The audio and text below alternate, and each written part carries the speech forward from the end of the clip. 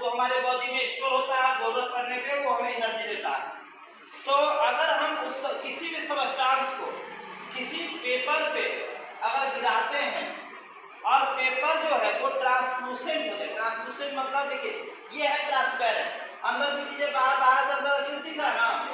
Translucent मतलब जिसके are par clear ना दिखे, दिखे लेकिन क्लियर ना दिखे, तो उसे ट्रांसलूसेंट कहते हैं। तो चलिए हम इस पे चावल को लगा करके देखते हैं। चावल को रब करने से, लगाने से कुछ ऐसा चेंजिंग हो रहा है क्या? नहीं हो रहा है ना। चलिए हम रोटी को लगा करके देखते हैं, रोटी से भी कोई चेंजिंग हो रही है क्या? नहीं हो रहा है ना। चलिए हम अंडे को गिरा करके देखते हैं, थोड़ा सा अंडे को खाते हैं रोटी से ही। अंडा रोटी खाना है? नहीं खाना है। कहीं कुछ ऐसा हो रहा है क्या? नहीं हो रहा है ना। मतलब कि जिन जिन चीजों से कोई चेंजिंग नहीं हुआ उसमें क्या है? फैट नहीं पाया जा रहा, उससे फैट नहीं पाया जा रहा। अब हम इसे हटा देते हैं, साइड कर देते हैं। अब हम इस पे घी लेते हैं। क्या लेते हैं? घी। और घी को लेकर के इस पे लगाते हैं।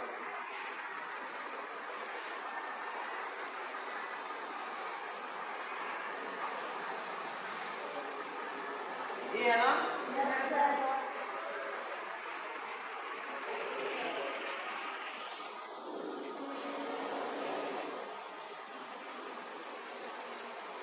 सॉलिड स्टेट में है इसलिए रब करना पड़ रहा है।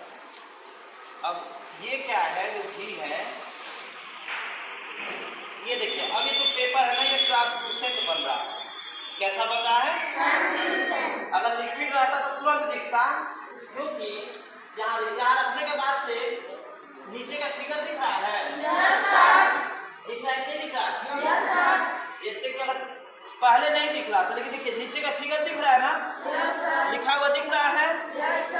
क्लियर तो नहीं ना दिख रहा है, लेकिन दिख रहा है ना क्या लिखा हुआ है, मतलब ये क्या है? ट्रांसलूसेंट है। चलिए अब इसके बाद से हम आयन लेते हैं।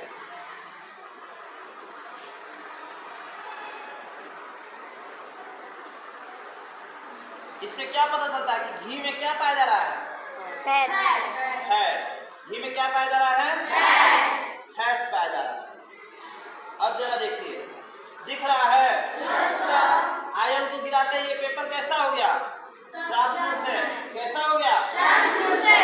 ट्रांसलूसेंट हो गया ना। इसके अंदर फैट किसमें पाया जा रहा है? आयरन एंड घी नहीं, घी क्या है? घी है। कोई दिक्कत?